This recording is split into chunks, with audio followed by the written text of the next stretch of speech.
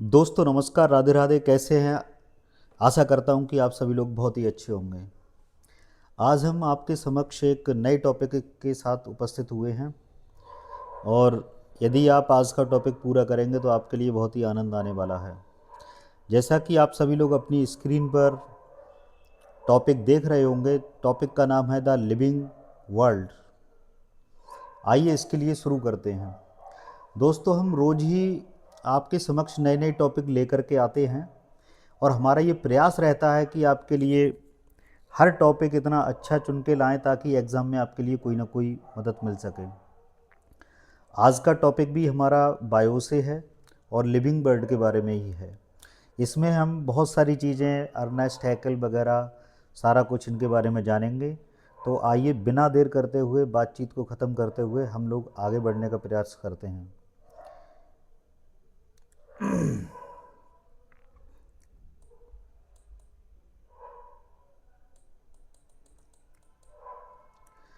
Biology में बार बार आपके लिए ये सारी चीज़ें देखने के लिए मिलती हैं कि बायोलॉजी टर्म क्या है। तो दोस्तों, स्क्रीन पर आप लोग देख पा रहे होंगे कि बायोलॉजी का जो टर्म एक बार हमने फिर से डिफाइन किया है।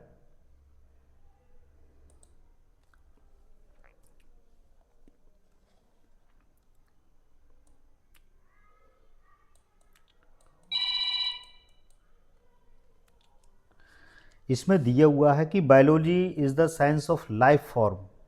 यानी कि बायोलॉजी क्या है? एक ऐसी ब्रांच है साइंस की जिसमें हम लाइफ के बारे में पढ़ते हैं। लाइफ के अंतर्गत सारी लिविंग ऑर्गेनिज्म आते हैं जिसमें जीवन होता है, जिसमें जीवन से सारी संबंधित क्रियाएं पाई जाती हैं। आज हम लाइफ के बारे में बहुत ही डिटेल से पढ़ने वाले हैं। अगला दिया है कि early man has classified matter present on the earth into two categories. दोस्तों, क्या होता है कि जब हम बायो के बारे में बात करते हैं तो लाखों करोड़ों अरबों जातियां हैं जिनके बारे में हम एक साथ सभी का अध्ययन नहीं कर सकते। तो उसके लिए ज़रूरी होता है कि हम उनके लिए क्लासीफाइड करें। जैसे हमारे घर में रखने वाली बहुत सारी वस्तुएं होती हैं, तो उनके लिए हम लोग क्या करते हैं, जैसे बुक्स के लिए हमने एक अलमारी में रखा और अपने दैनिक जीवन की अन्य वस्तुएं होती हैं उनके लिए हम अलग अलमारी में रखते हैं। तो ये क्या है? ये भी एक प्रकार का क्लासिफिकेशन है। तो ठीक उसी प्रकार से जो अर्ली मैन था, यानी कि पुराने लोग थे, उन्होंने बगैर किसी साइंटिफिक जानकारी के एनिमल्स के लिए अपने आधार पे ही डिवाइड करना चालू कर दिया था। उन्होंने अपना एक देसी तरीका अपनाया था इन्हें क्लासिफाइड करने का, उसके बारे में हम जानेंगे। जैसा कि हमने बताया कि early man has classified matter present on the earth in two categories. यानी कि जो भी मैटर थे उनके लिए दो कैटेगरी में अर्ली मैन ने विभाजित किया। तो ये हमने दिखाया है यहाँ पर। क्या ये मैटर है? पहला मैटर है एनिमेट, दूसरा है इनएनिमेट। एनिमेट मैटर में क्या होता है दोस्तों कि वो सारी चीज़ों का अध्ययन किया गया था जिसमें लिविंग होती हैं। एनिमेट के लिए हमने दूसरा नाम दिया था बायोटिक। क्या दिया था? बायोटिक। ठीक है, और इसे हम लिविंग भी कह सकते हैं। तो एनिमेट ऑब्जेक्ट में हमने क्या लिखा? लिविंग को लिए, लिविंग के लिए रखा, बायोटिक के लिए रखा। दूसरा हमने लिया था इनएनिमेट। इनएनिमेट का मतलब होता है जिन चीज़ों में कोई भी लाइफ नहीं होती, जान नहीं होती। तो इसके अंतर्गत ये क्या, पेन भी आ सकता है, हमारा ये माउस भी आ सकता है, और हमारी ये सारी किताबें भी आ सकती हैं। ये सारी चीज़ें क्या हैं? इनएनिमेट हैं, क्योंकि इनमें जीवन से संबंधित कोई भी क्रिया नहीं पाई जाती है। तो सबसे पहले क्या हुआ था, लोगों ने ही इसका किया था, किसी वैज्ञानिक ने नहीं किया था अपने आधार पर।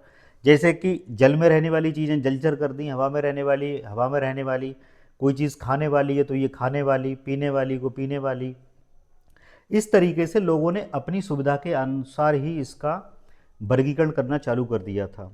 इसके बाद में क्या हुआ था, साइंटिस्टों ने अपने आधार पर वर्गीकरण किया, जिसके बारे में हम देखेंगे। फिर उसके बाद में क्या हुआ था कि जो वर्गीकरण था, क्लासिफिकेशन था, इसके लिए समझाने के लिए दो प्रकार के व्यूज़ इकट्ठे किए गए। पहला जो व्यू था ये था एंथ्रोपोसेंट्रिक व्यूज़। जैसा कि हम जानते हैं एंथ्रो का मतलब होता है ह्यूमन। क्या होता है? ह्यूमन। तो ये वाला जो व्यू था ये किसके ऊपर था? ये ह्यूमन को सेंटर करके बनाया गया था। दूसरा था बायो। बायो शब्द आ जाएगा तो वहाँ पे मतलब हम समझ जाएंगे कि लिविंग के बारे में बात हो रही है। ठीक है, तो इसमें क्या था, सभी लिविंग वस्तुओं को या सभी सजीवों के लिए केंद्र में रख करके ये लाया गया था। एंथ्रोपोसेंट्रिक, एंथ्रो का मतलब ह्यूमन, ह्यूमन इसमें क्या था, जो भी अध्ययन का केंद्र था उसमें ह्यूमन के लिए रखा गया था। यानी कि this view provide the limited biological knowledge, यानी कि जब हम केवल मनुष्य के बारे में पढ़ेंगे तो हमें बहुत सारी जानकारियाँ उससे नहीं मिल पाएंगी। अगला है कि here human considered superior than other species, यानी कि ये एंथ्रोपोसेंट्रिक व्यूज था, उसमें जो ह्यूमन था उसके लिए सुपीरियर बनाया गया। ये विचार करने वाली बात है, यदि हम केवल ह्यूमन के बारे में पढ़ते, क्या हम ह्यूमन की सारी जानकारियाँ लेते, उसके श्वसन के बारे में, पाचन के बारे में और सारी चीज़ों के बारे में, तो क्या हमें पूरी बायोलॉजी की नॉलेज मिल पाती? नहीं। हमें ह्यूमन के बारे में पढ़ना था, तो उससे रिलेटेड जो और जीव होते हैं, ऑर्गेनिज्म होते हैं, उनके बारे में भी पढ़ना बहुत ज़रूरी होता है। जैसे ह्यूमन के शरीर में कौन सा बैक्टीरिया पाया जाता है, उसे भी पढ़ना होगा, वो कैसे काम करता है, और कौन कौन से पैरासाइट पाए जाते हैं, तो इन सारी चीज़ों का अध्ययन करना था। तो इन दोनों जो ये दोनों जो व्यूज़ थे, इनमें जो बायोसेंट्रिक व्यूज़ था वो ज़्यादा प्रभावशाली था। इसमें क्या था, here is the immense progress in biological knowledge. Biocentric view में क्या होता है कि बायोलॉजिकल प्रोसेस की बहुत ज़्यादा नॉलेज प्राप्त होती है। और अगला इसमें पॉइंट है, here all species are equal, यानी कि बायोसेंट्रिक में जो सभी जो जातियां थीं उनके लिए क्या माना गया, यूकल माना गया था। जबकि एंथ्रोपोसेंट्रिक में क्या किया गया था कि ह्यूमन के लिए सुपीरियर बनाया गया था। इसमें क्या होता है, जो बायोसेंट्रिक व्यूज होता है उसके अध्ययन से बायोलॉजी के बारे में बहुत ज़्यादा जानकारी मिलती है। तो ये पॉइंट क्लियर हो जाना चाहिए कि बायोलॉजी को समझने के लिए कौन से दो व्यूज़ दिए गए थे। तो इन व्यूज़ के नाम सभी के लिए पता होना चाहिए। पहला व्यूज़ था एंथ्रोपोसेंट्रिक, दूसरा था बायोसेंट्रिक व्यूज़। एंथ्रो का मतलब ह्यूमन है, ये व्यूज़ जो था ह्यूमन यानी कि मानव को केंद्र में रख करके बनाया गया था। दूसरा था बायोसेंट्रिक व्यूज़, इसमें क्या था, बायो के लिए केंद्र में लिया गया था। बायो का मतलब सभी जीवों के लिए केंद्र में रख के बनाया गया था। इसमें क्या था, हमें सभी सजीवों के लिए पढ़ना था। तो जाहिर सी बात है, जब हम ज़्यादा ऑर्गेनिज्म का अध्ययन करेंगे तो उससे हमें नॉलेज भी ज़्यादा मिलेगी। तो यही बात थी। आइए आगे चलते हैं।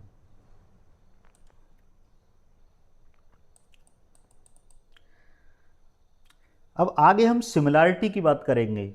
दोस्तों, दो प्रकार की सिमिलैरिटी की बायो में बात की जाती है। पहली है हॉरिजॉन्टल, दूसरी है वर्टिकल। तो हॉरिजेंटल और वर्टिकल के लिए हम अलग अलग समझेंगे। यहाँ पर हमें क्या लेना पड़ेगा कि जैसे मान लो कोई फैमिली होती है, उसमें माता पिता होते हैं और बच्चे होते हैं। तो हॉरिजॉन्टल सिमिलैरिटी क्या होती है कि एक ही जाति के बीच में जो सिमिलैरिटीज़ होती है या एक ही जनरेशन के बीच में जो सिमिलैरिटीज़ होती है, उसके लिए हम बोलते हैं हॉरिजॉन्टल सिमिलैरिटीज़। जैसे मान लो किसी के दो बच्चे पैदा होते हैं, तो उन बच्चों के बीच में क्या क्या सिमिलैरिटीज़ हैं, इसका अध्ययन हम किस में करते हैं, हॉरिजॉन्टल सिमिलैरिटीज़ में। या हम एक तरीके से ये भी कह सकते हैं कि एक ही जनरेशन के बीच में होने वाली सिमिलैरिटीज़ के लिए हम हॉरिजॉन्टल सिमिलैरिटीज़ कहते हैं। दूसरी होती हैं दोस्तों वर्टिकल सिमिलैरिटीज़। वर्टिकल सिमिलैरिटीज़ क्या होती हैं कि जैसे मान लो ये फादर हैं, क्या है दोस्तों, फादर हैं, और ये इनके बच्चे हैं, क्या है, चिल्ड्रन हैं, चिल्ड्रन है। तो ये क्या, दो पीढ़ी होंगी, पहली पीढ़ी ये, दो दूसरी पीढ़ी ये। तो जब हम दो पीढ़ियों के बीच में सिमिलैरिटीज़ का अध्ययन करते हैं, तो इस प्रकार की सिमिलैरिटीज़ के लिए हम क्या बोलते हैं, वर्टिकल सिमिलैरिटीज़ कहते हैं। तो ये सिमिलैरिटीज़ दोनों अब आप सभी लोगों के लिए क्लियर हो गई होंगी कि सिमिलैरिटीज़ बायो में कौन कौन सी होती हैं, हॉरिजॉन्टल और वर्टिकल। हॉरिजॉन्टल वर्टिकल लाइन दोस्तों हम जब खींचते हैं तो कैसे खींचते हैं, ऊपर से नीचे की ओर खींचते हैं। यानी कि ये वाला एंड है, ये एक जनरेशन के लिए, नीचे वाला एंड दूसरी जनरेशन के लिए दर्शाता है। तो वर्टिकल जो सिमिलैरिटीज़ होती है वो दो जनरेशन के बीच होती है। या हम दूसरे तरीके से ये भी कह सकते हैं कि वह सिमिलैरिटी जो इंटर जनरेशन होती है, इसके लिए हम क्या बोल सकते हैं, इंटर जेनरेशन सिमिलैरिटीज़। सिमिलैरिटीज़ जबकि ये कैसी होती है, intra generation, intra generation similarities.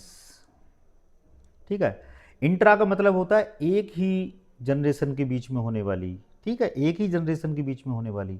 और इंटर का मतलब क्या होता है, दो जनरेशन के बीच में होने वाली। तो ये आपके लिए क्लियर होना चाहिए कि हॉरिजॉन्टल और वर्टिकल सिमिलैरिटीज क्या होती हैं। इनसे आए दिन एग्जाम में क्वेश्चन आते रहते हैं। आगे जो व्यू है इसमें हम आगे बात करते हैं कि all present day living organism related to each other, यानी कि इस दुनिया में जितने भी जीव हैं वो किसी ना किसी प्रकार से एक दूसरे से जुड़े हुए रहते हैं, चाहे उनका कोई भी संबंध हो, किसी से किसी को फ़ायदा होता है, किसी को किसी से नुकसान होता है। इनके बीच में परस्पर क्या होता है, कॉन्फ्लिक्ट भी होती है। ठीक है, लेकिन इनमें एक कॉमन चीज़ होती है, चाहे कोई भी जीव हो, चाहे उसमें कितनी भी विभिन्नताएं हों, समानताएं हों, लेकिन एक चीज़ कॉमन है। जब क्या होता है कि एक जीव से दूसरा जीव उत्पन्न होता है तो इसमें जो जेनेटिक मटेरियल होता है वो सब में कॉमन ही रहता है। उस जेनेटिक मटेरियल को हम क्या बोलते हैं, न्यूक्लियक एसिड। क्या बोलते हैं, न्यूक्लियर एसिड। ठीक है, इसे हम क्या बोल सकते हैं, डीएनए एंड आरएनए। ठीक है, डीएनए का पूरा नाम क्या होता है, डीऑक्सीराइबोस न्यूक्लियक एसिड, जबकि आरएनए का पूरा नाम क्या होता है, राइबोस न्यूक्लियक एसिड। जो डीएनए होता है दोस्तों, ये क्या होता है, मोस्टली जीवों में पाया जाता है, यानी कि अधिकांश जो जीव होते हैं वो जेनेटिक मटेरियल के रूप में अगली पीढ़ी में अपने डीएनए के लिए पहुंचाते हैं। जबकि आरएनए जो होता है वो केवल कुछ वायरसों के अंतर्गत पाया जाता है। वायरस का जो जीनोम होता है वो क्या होता है, आरएनए जीनोम होता है। ठीक है, यानी कि सभी जीवों में क्या होता है, वैसे डीएनए होता है, लेकिन आरएनए क्या होता है, रेयर कंडीशन में होता है। तो यहाँ पे हमने हॉरिजॉन्टल और वर्टिकल सिमिलैरिटीज़ देखी, फिर हमने ये देखा कि सारे जीव एक दूसरे से कनेक्टेड रहते हैं। इसके बाद में हमने ये जाना कि सारे जीव कनेक्टेड रहते हैं, उनमें समानताएं भी हो सकती हैं, असमानताएं भी हो सकती हैं, लेकिन एक कॉमन फीचर होता है कि अगली पीढ़ी में वो क्या करते हैं, एक जेनेटिक मटेरियल होता है उसके लिए आगे पहुंचाते हैं, ताकि माता पिता की जो सूचनाएं हैं वो बच्चों में पहुंचती हैं। उसे हम बोलते हैं न्यूक्लियक एसिड। न्यूक्लियक एसिड दो प्रकार के होते हैं, आरएनए, डीएनए। डीएनए क्या होता है, अधिकांश जीवों में पाया जाता है, जबकि आरएनए जो होता है कुछ एक जीवों में पाया जाता है। तो ये पॉइंट यहाँ पे समाप्त होता है। मैं समझता हूँ कि ये पॉइंट आपके लिए बहुत ही अच्छी तरीके से क्लियर हुआ होगा। तो आते हैं आगे, चलते हैं।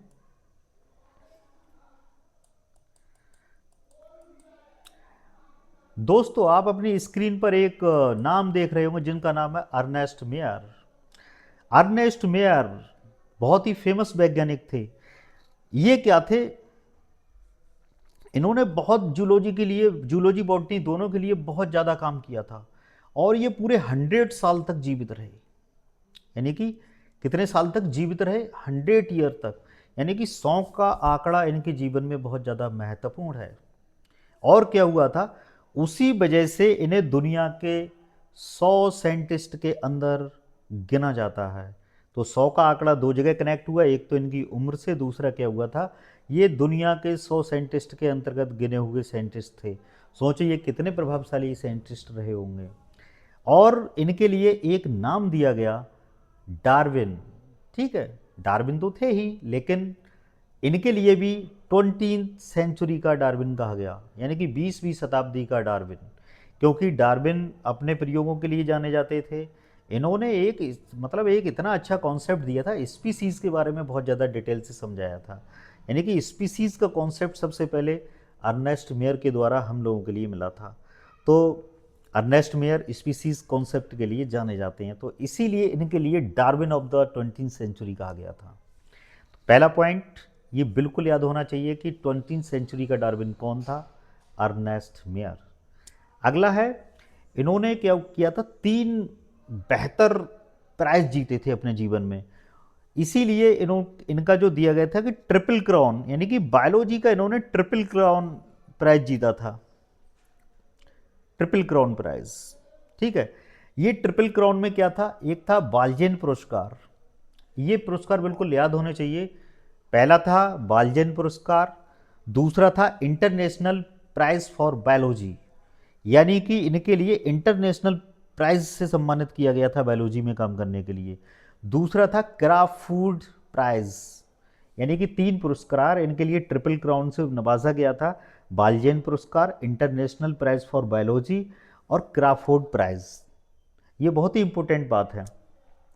अगला जो महत्वपूर्ण हमने बताया था कि मेयर ने क्या दिया था, बायोलॉजिकल कॉन्सेप्ट ऑफ स्पीसीज, यानी कि उससे पहले हम ये जानते ही नहीं थे कि स्पीसीज नाम की कोई चीज़ होती है। तो बायोलॉजिकल जो कॉन्सेप्ट था हमें इन्हीं से मिला था। आइए आगे चलते हैं। इन्होंने मतलब स्पीसीज पे बहुत ज़्यादा काम किया था। अगर स्पीसीज से संबंधित क्वेश्चन आता तो आपके लिए बिल्कुल याद होना चाहिए।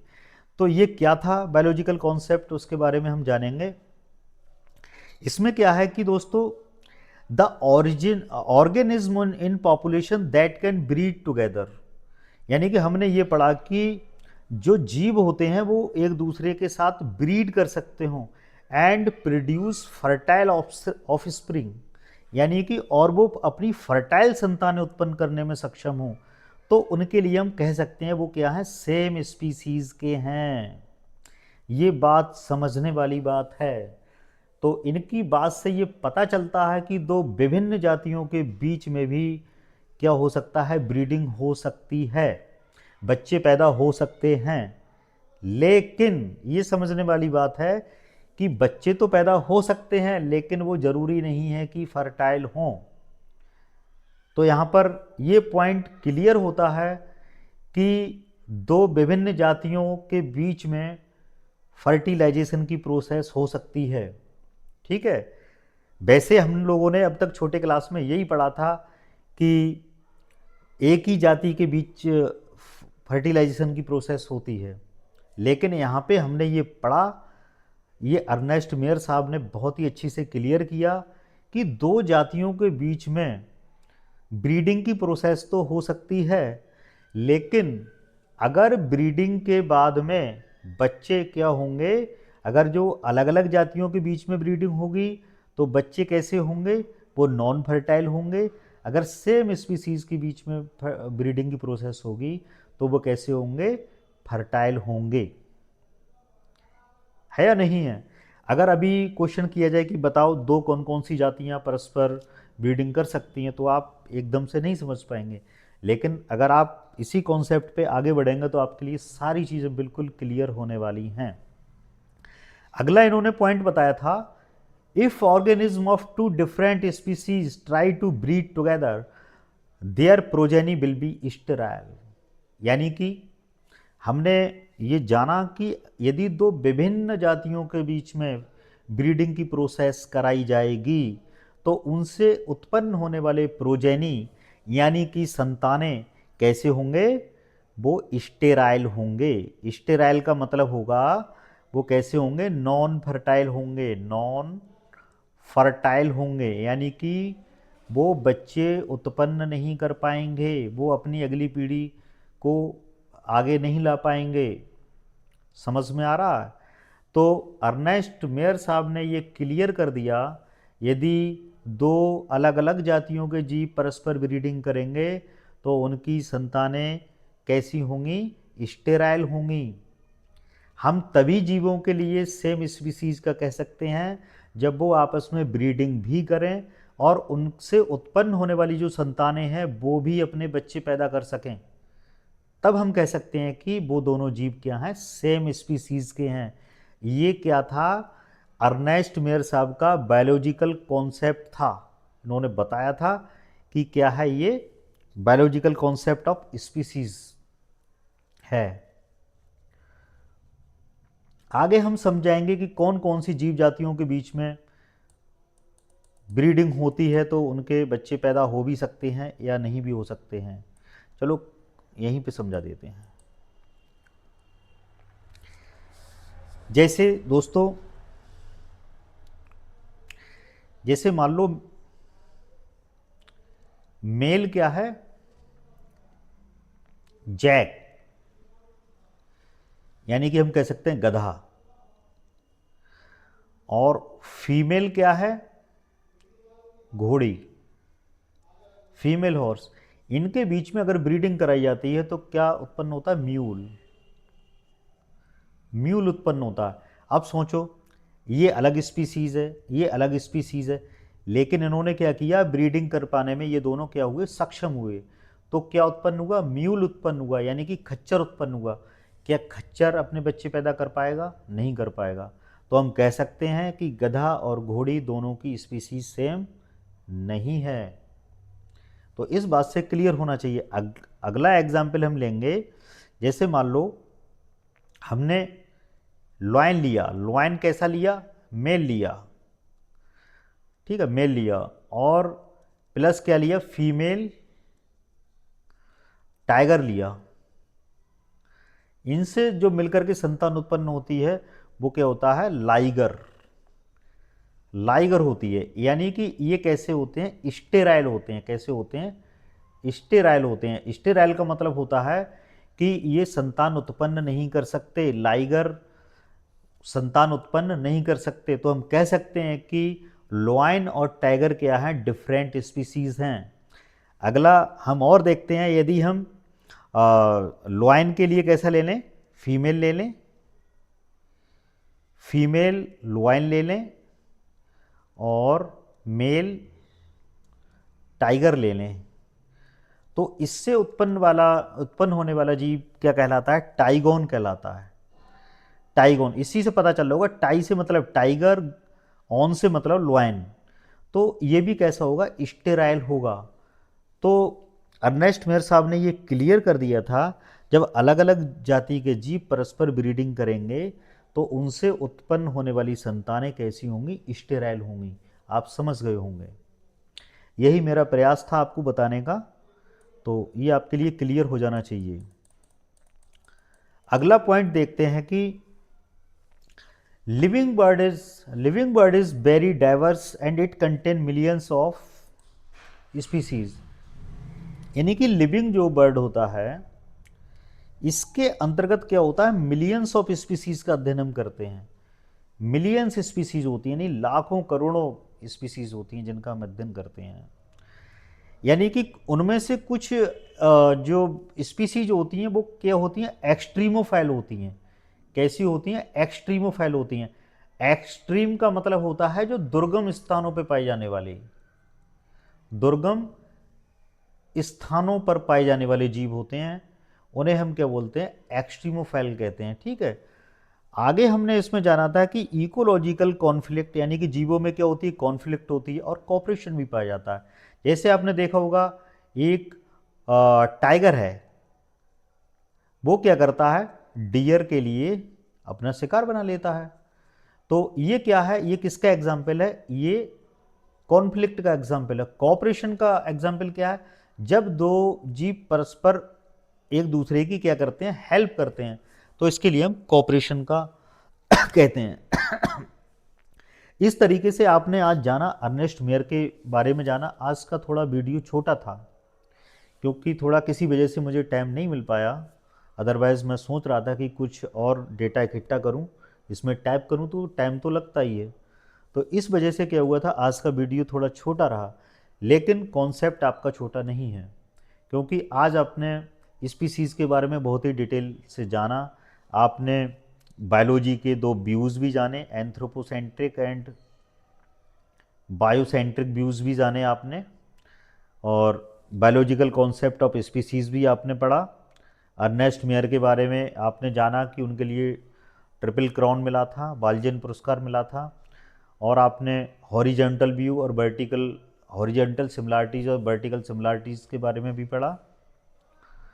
तो इस प्रकार से आज का आपका जो चैप्टर था, या जो पॉइंट था, जितना हमें कराना था बस थोड़ा कम था, तो यहीं पे क्लियर होता है। और आप सब लोगों ने ये पूरा देखा, इसी के लिए आप सभी के लिए बहुत बहुत धन्यवाद। आपका दिन शुभ रहे। जय श्री राधे।